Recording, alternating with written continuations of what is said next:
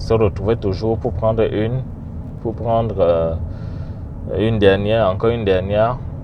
Même si, comme j'entends dans certains pays, on recommande de porter les protèges visage, les masques, même dans les bars. Je me demande, chaque fois que tu mets ton verre ou ta bouteille dans la bouche, il faut que tu ôtes ton masque. Jusqu'à quel point c'est efficace, je me pose la question. Donc, petit rappel, nous sommes en train de faire le tour de Montréal-Nord en sympathie pour cette population-là qui est fortement touchée par le coronavirus. Oui, très touchée par le coronavirus dans des proportions beaucoup plus élevées que les autres arrondissements de Montréal. Donc après ma semaine de travail, c'est la façon que j'ai trouvée pour témoigner ma solidarité envers cette population, ma sympathie envers les familles qui ont perdu un être cher, un frère, une soeur, un père dans cette tragédie. Je disais, je ne suis pas dans les services essentiels, mais je salue tout le personnel médical. Vous avez vu tout à l'heure, on est passé devant un hôpital, devant les résidences pour personnes âgées. Donc à ces endroits-là, il y a des équipes qui travaillent d'arrache-pied, qui exposent leur santé, qui exposent leur vie dans le but d'aider la communauté, d'aider leurs concitoyens. Vraiment, je lève mon chapeau à toutes ces personnes-là. Et comme je disais encore tout à l'heure, Montréal-Nord, je vais toujours sur le boulevard Gouin. Vous pouvez voir, c'est un quartier quand même assez spécial, avec sur le bord du fleuve des très belles maisons telles que vous pouvez voir, mais malheureusement qui cachent dans une autre partie la pauvreté, la misère, la vulnérabilité, les inégalités sociales. Et c'est une poche où l'éclosion peut être très très importante. Et c'est ce qui peut expliquer la situation que nous vivons aujourd'hui. Donc là, je suis sur le boulevard Langelier. Je vais prendre Langelier Sud pour rejoindre le boulevard Henri Bourassa. Et j'aurai terminé la petite visite guidée. Oui, je vous l'avais annoncé que ça nous prendrait une trentaine de minutes. Encore une fois, devant moi, je peux voir encore des buildings qui ont l'air des résidences pour personnes âgées. À ma droite, tel que vous pouvez voir, ce sont des multi-logements. Il y en a beaucoup à Montréal-Nord. Et comme je disais tantôt, c'est un quartier qui a une forte densité de population. Vous pouvez voir partout, c'est des multi-logements. Ici, je suis sur le boulevard Léger, donc croisement des boulevards Langelier et boulevard Léger. Là, je suis en plein cœur de Montréal-Nord. Je suis en train de terminer cette petite visite guidée de sympathie à la population de Montréal-Nord. Rappelons que pour ce qui est du Canada, nous étions à plus de 55 000 personnes infectées.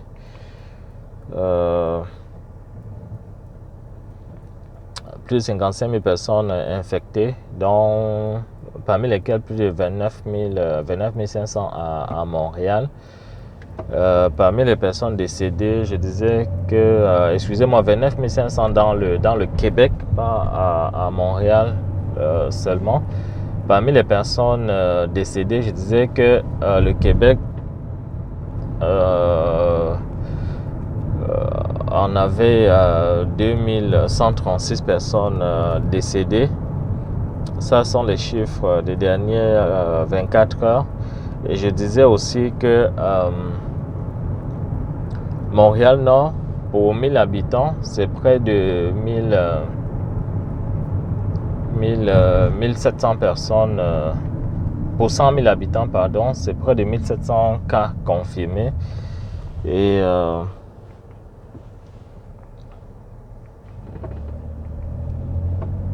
c'est ça. Pour le nombre de cas en tant que tel, il est de 1316. Et pour la proportion de cas de personnes infectées pour 100 000 habitants, rappelons que ça se compare, ou alors qu'on compare à moins de 700 personnes pour la ville de Montréal, dans 1562 comparé à moins de 700. Vous voyez qu'on est à 2 fois plus élevé et ça rend la situation vraiment inquiétante. Ici, nous sommes au croisement Maurice Duplessis et je monte toujours sur le boulevard Langelier. Je vais chercher, nous sommes en plein cœur de Montréal-Nord ici. On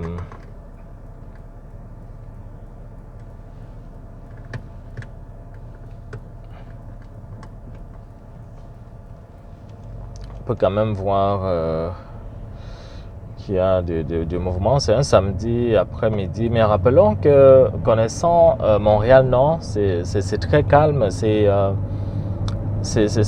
quartier qui est très chaud, qui bouge, qui a toujours de la population dans la rue pratiquement à toutes les heures de la journée, encore dans une belle journée comme celle-ci. Dans la pandémie, ça frappe. Nous, je peux le constater, ça frappe. Je suis sur Langelier et Marie-Victorin, en plein cœur de Montréal, non, avec un parc à côté où je peux voir juste une dame et sa fille en train de faire la bicyclette. Je vois le nombre d'autos stationnés devant les buildings, c'est incroyable, simplement incroyable. Ça, c'est comme certains le disent, la pandémie du siècle. Je rappelle que la dernière remonte en 1918, je pense, ce qu'ils appellent la grippe espagnole. Donc, ce que le monde entier vit maintenant, c'est une situation, c'est du jamais vu, comme on dit chez nous. Et c'est ça, dans quelques secondes, je vais arriver au croisement Henri Bourassa pour terminer ma petite visite guidée de cet après-midi. Je rappelle, l'objectif était de vous amener dans cette visite guidée pour témoigner ma sympathie et évidemment les vôtres en esprit à toute la population de Montréal-Nord qui est durement frappée par la pandémie du coronavirus. C'est une population à laquelle je m'identifie. Et je me suis rappelé aussi des statistiques, des informations qui sont venues des États-Unis il y a plusieurs semaines sur le fait que les communautés afro-américaines sont de façon disproportionnée, je l'ai dit tantôt, touchées par la pandémie en raison des facteurs socio-économiques qui sont propres à ces communautés-là, la pauvreté, l'exclusion. C'est plus de 50 millions de personnes qui n'ont pas d'assurance, de couverture d'assurance maladie, surtout depuis l'abolition de Obamacare. C'est ça. Donc, ce qui se passe à Montréal-Nord, c'est en quelque sorte une reproduction de ce que nous avons eu du côté des États-Unis. C'est quand même depuis plusieurs semaines que les autorités ici ont eu cette information. Qu'en ont-elles fait? Je me pose la question. Est-ce qu'elles ont pris la réelle mesure des choses? Est-ce qu'elles sont allées chercher des informations ventilées ou bien détaillées selon les groupes, selon les catégories socio-économiques pour essayer de comprendre comment la pandémie évolue au sein de la population et si des mesures spéciales était nécessaire pour certains groupes de population. Ce qu'on constate à Montréal aujourd'hui est simplement malheureux. Si on a voulu faire du mur à mur ou alors faire du simple copier-coller ou avancer à l'aveuglette, comme c'est parfois le cas pour des hommes, des hommes politiques, parce qu'il faut se le dire, il y a des enjeux économiques reliés à cela. Ce serait malheureux. Alors, nous félicitons toutes les autorités de la santé publique, les autorités politiques du Québec, mais en même temps, je lance un message clair. Si rien n'a été fait pour protéger adéquatement les populations de Montréal-Nord, il est temps de se revirer et de s'aligner pour que chaque vie compte, chaque vie est importante, chaque citoyen est important, et c'est ensemble que nous devons combattre cette pandémie. Pour terminer, je vous dis merci de m'avoir écouté tout au long de la visite guidée. Ceux qui vont écouter cette vidéo, continuez de prendre soin de vous, respectez les mesures de distanciation sociale, les mesures d'hygiène, protégez votre vie, protégez la vie des autres, la santé des autres. C'est ensemble qu'on viendra à bout de cette pandémie. Je vous dis à bientôt pour d'autres visites guidées. Bye bye.